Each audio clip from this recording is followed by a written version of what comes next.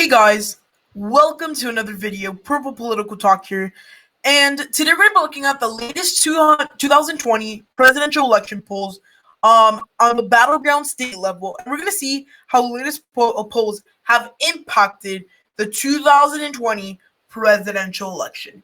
So before we get started, please remember to like, subscribe, turn on post notifications to be up to date with our latest content. So let's get started. So we have RCP, which is one of the best when it comes to polling. They're one of the marquee. They've been here for a long time, and they've been doing the online polling for quite a while. So one thing that we noticed recently when we were doing a quick analysis of the polls is that Biden was doing extremely well nationwide. He was performing over Donald Trump by almost 6 to 7% on average in a lot of these key swing states which decide the election.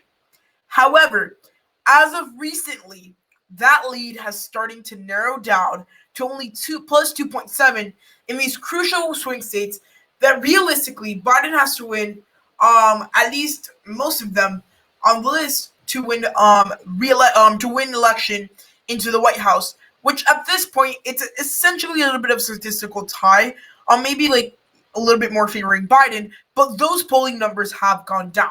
There are many reasons that could be. It could be nationwide events, local events, and we're going to talk about right now. So, just looking at the average, again, we saw there was a time, like especially like here in March, it tightened up. The pandemic began, then came the unrest nationwide. That's when Biden led by 6 points, which in the battleground states is a substantial margin. Then we've seen Donald Trump starting to shoot up again and Biden to nearly go down. I would say it's attributed to two major things. One, Donald Trump's law and order campaign. So the Republican Party has been able to frame and make the Democratic Party seem as the party of the riots, as the party of destruction and all these different things. I'm not going to say whether I agree or disagree with that claim. However, it's working effectively when it comes to campaigning people, especially in suburban America, where voters are deciding and going to be a lot of the biggest kind of electors when it comes to this election. We have states like Wisconsin that have been hit by a riot in Kenosha, where businesses are being destroyed. The president is visiting there today.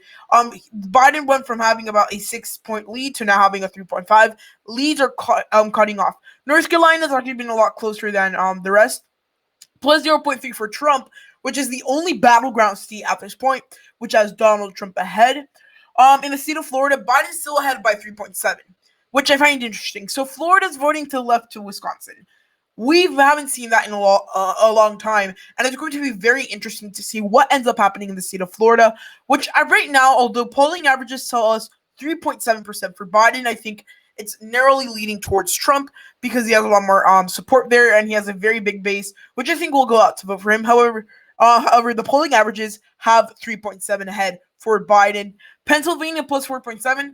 At this point, Pennsylvania is actually the state in the Rust Belt, which is going most for the Democrats, at least in latest polls.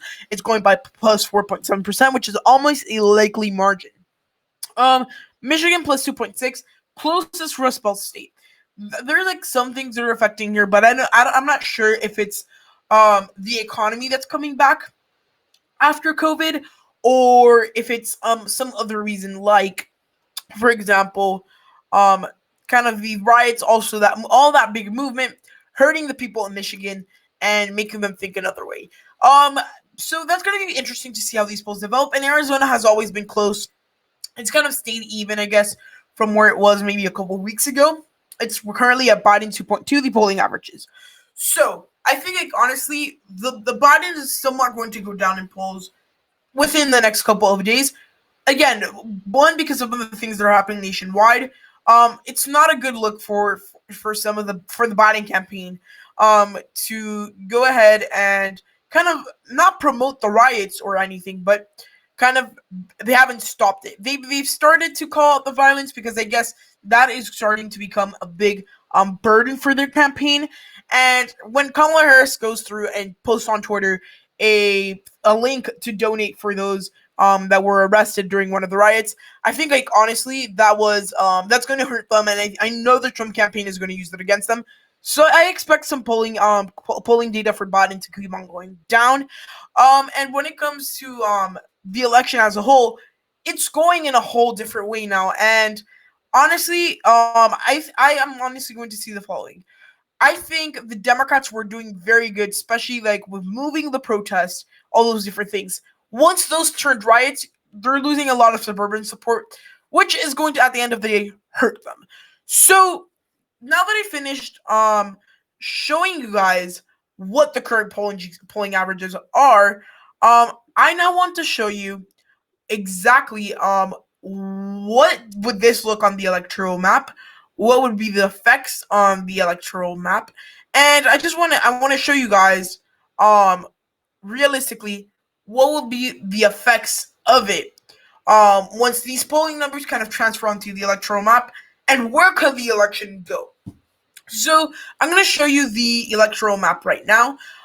This electoral map that we have right here is a 2020 electoral map, right? And this is the map that a lot of people would have said was kind of right before this Biden poll dive. He was doing pretty good nationwide. He has a lot of Republican states going more into his column, but not there completely. We had him winning pretty handily in the Rust Belt in Minnesota and Michigan. The Sun Belt was doing pretty good for him with states like Florida, we would say at his margin.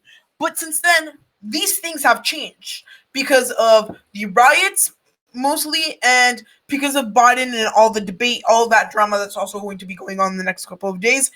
And again, I would say another reason that Biden could go down the polls in the future is the debate aspect of it. Nancy Pelosi came out yesterday and said he shouldn't debate Trump because he would just say a bunch of lies, which I personally do not believe that's the complete story why they don't want to debate Trump. However, we'll find out and we'll see the true impact when we get to the debates. So, okay, back to the electoral map. Here, I think this would have been the map what we've seen again, like I explained. But now I think the states that were kind of leaning a little bit more less red, those states I think kind of a lot of them for at least are going out the window for Biden. If there's a minute chance that Joe Biden could win in some of these states, like Missouri, South Carolina, all of that, those margins or chances have gone down. What else are we seeing? We're seeing a lot of these states, for example, Texas, I would say right now, is falling a little bit more into the likely column for Trump. Iowa, a little bit more to the likely column. Ohio. So this is where the election is turning. Georgia, we could say it's moving a little bit more into the lean margins. So a lot of these Republican states, they're gaining their Trump support back because a lot of them did lose it. The ones that were a little bit reluctant.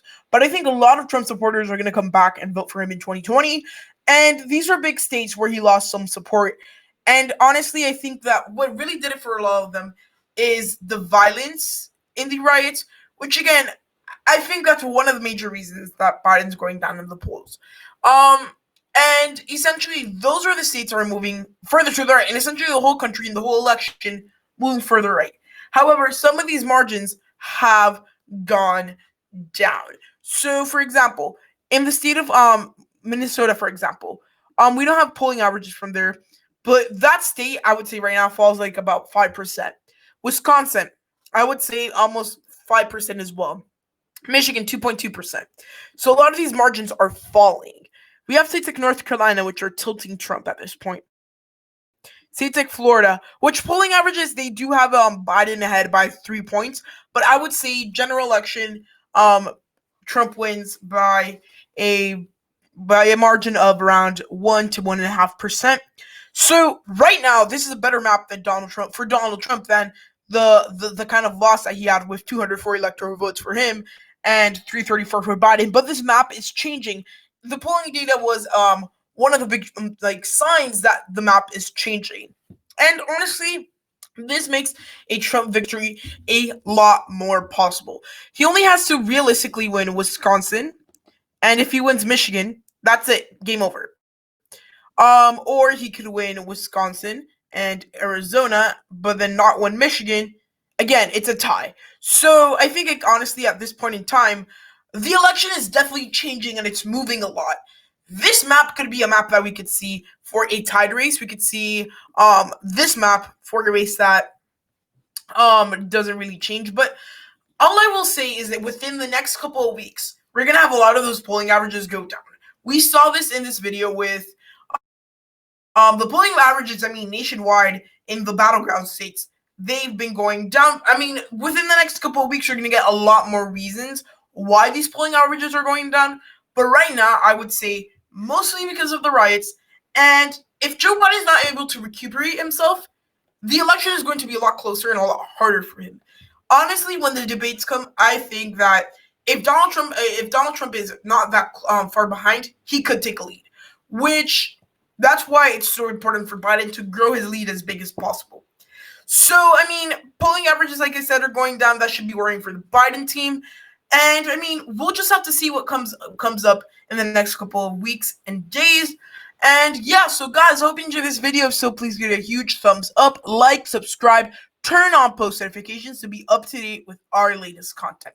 Hope you enjoyed the video, and goodbye.